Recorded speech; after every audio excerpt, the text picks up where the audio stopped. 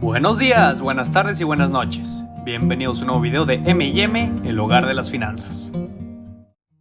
Oceanía es el continente más chiquitín de todo nuestro planeta, teniendo una extensión de poco más de 9 millones de kilómetros cuadrados. Todo el territorio está compuesto por 14 islas, que se encuentran en el Océano Pacífico, y en esas islas habitan poco más de 41 millones de personas. El peso de Oceanía en la economía mundial es muy escaso, ya que apenas aporta tan solo el 1% de la producción total. Los dos países más grandes de ese continente son Australia y Nueva Zelanda, siendo las economías 30 y 40 respectivamente por PIB per cápita.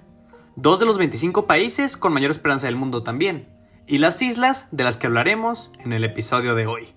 Así que ponte cómodo, porque en este video hablaremos de la empresa más importante de los gigantes oceánicos de Australia y Nueva Zelanda. Sin más que decir, comencemos. Los colonos prehistóricos llegaron al continente desde el sudeste asiático al menos 40.000 años antes de que los primeros europeos comenzaran la exploración en el siglo XVII, y que la gran mayoría de las islas fueran reclamadas por la corona británica.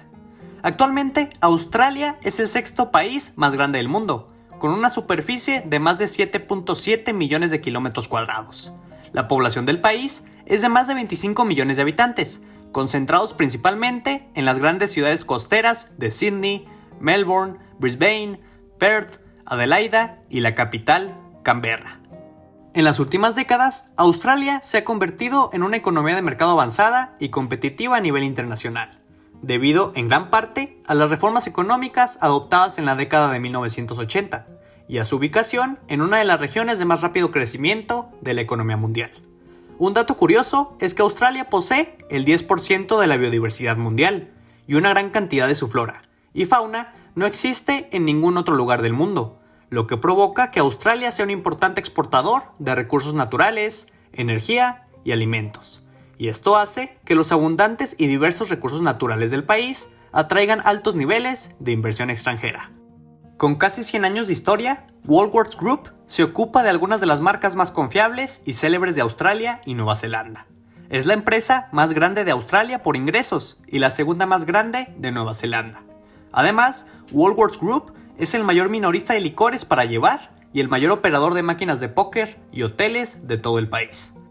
Esta empresa australiana da trabajo a más de 200,000 personas y semanalmente atiende a más de 29 millones de personas.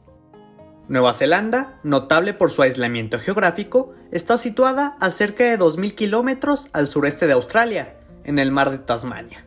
La mayor parte de la población, de 5 millones de neozelandeses, es de ascendencia europea, y los indígenas maoríes son la minoría más numerosa.